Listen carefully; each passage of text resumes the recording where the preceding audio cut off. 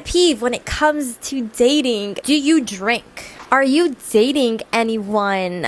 Ooh, you girls really want to know. How to push past shyness so you are approachable to Christian men dating-wise. What do feminine women look for in men?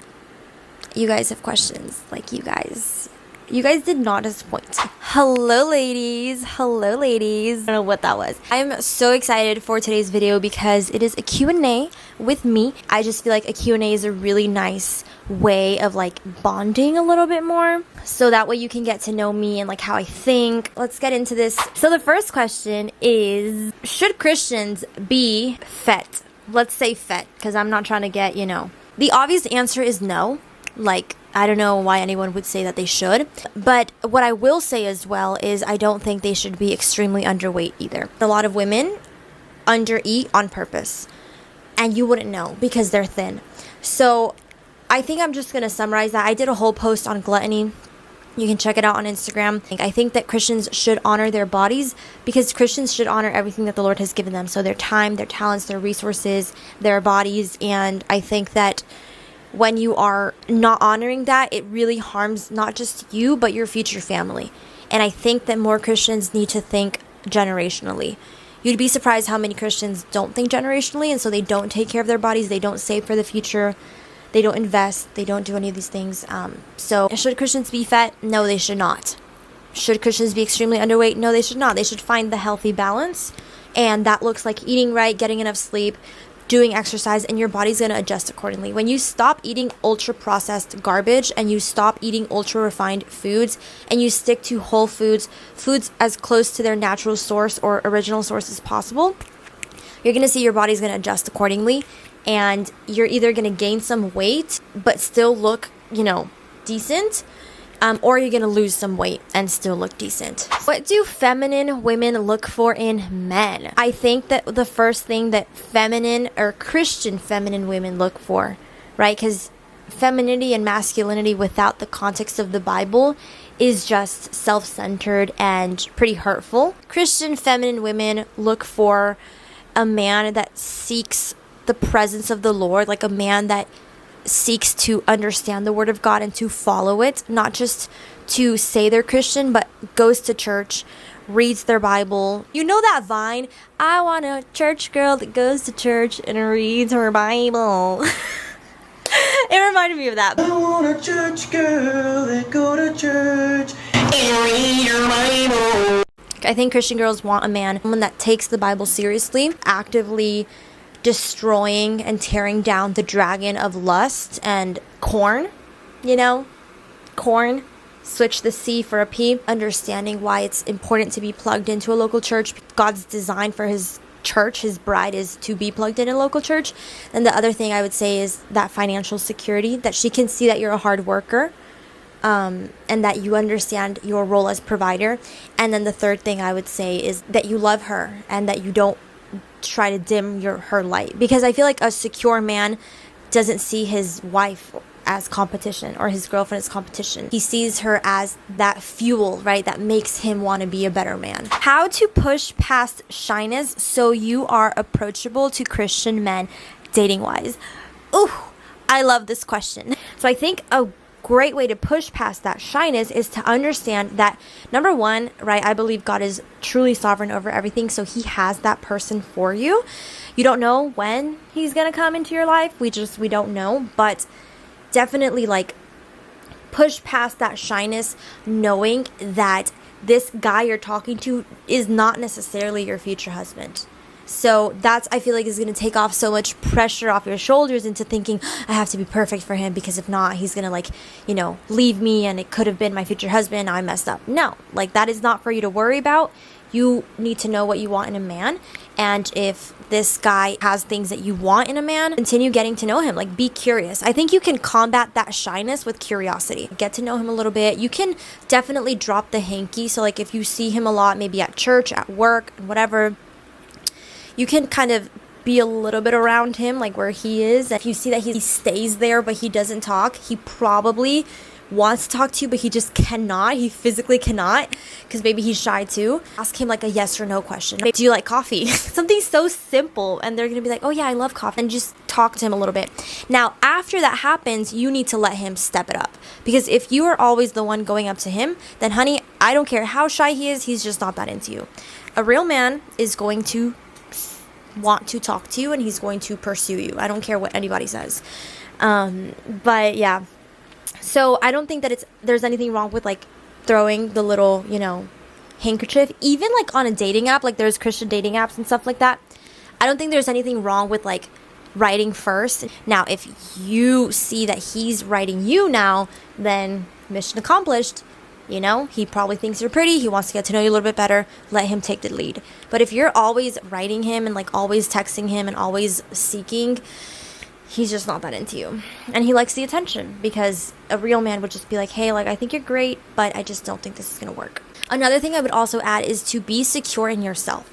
So fix your physical appearance, like feel pretty, like do things that make you feel pretty, but then also remember what your character should be like as a Christian woman. Study, obviously, Proverbs 31, but 2 Peter, when he talks about the character of a wife. The fruits of the Spirit, those are things that both men and women should have. Pray to the Lord for boldness. Yeah, I wish the best. I love these topics. Are you dating anyone?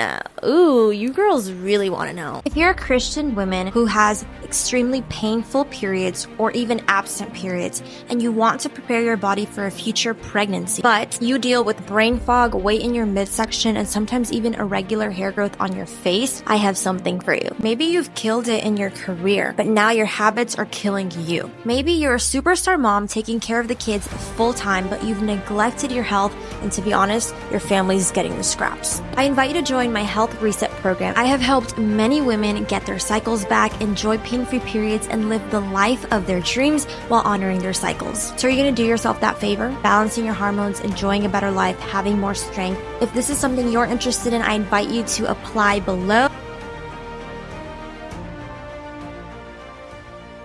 All right, I'll let you get back to the video now. I'm open to the possibility of getting married very soon. Just learning more about like what it means to be a wife and all that and what I really want in a man. The answer is no. I'm not dating anyone at the moment. The best way to see results on my health journey.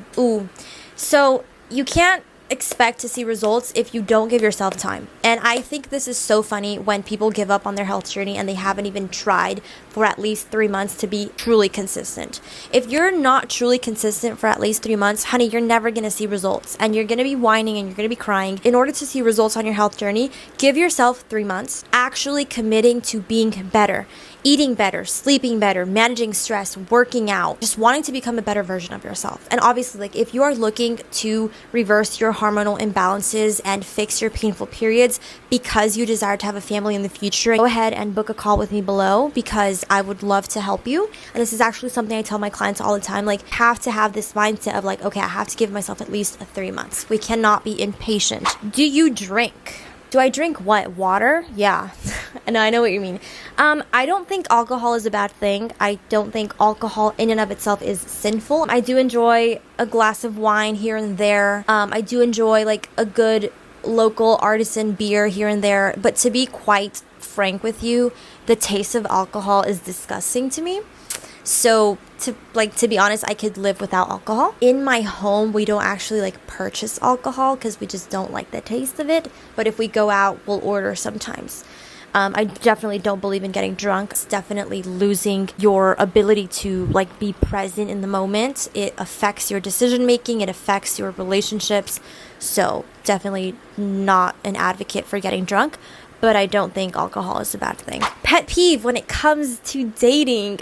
Ooh, this is such a good question. I'm gonna do one for the men and one for the woman. Pet peeve when it comes to dating, like from the male side, is when men ghost. Ghosting to me is so immature and it's so rude. Mature men don't ghost because mature men understand that communication is necessary for anything in life to be successful.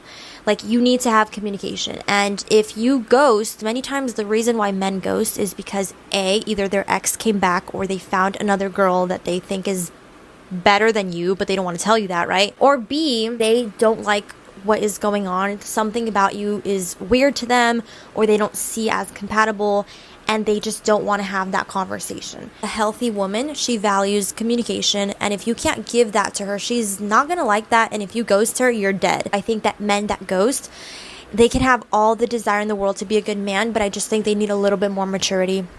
They need more men in their lives that kind of tell them how to be a biblical masculine man. And it's so sad that Christian men ghost. I think it's so sad and it's so unfortunate, and it just shows that the church has a lot of work to continue doing, not just like evangelizing, but like within the church. I don't think anyone should ghost. It's just not right. In my opinion, it's not correct. It's just very like avoidant. Now, when it comes to women, my pet peeve in dating is that we women sometimes try to change men.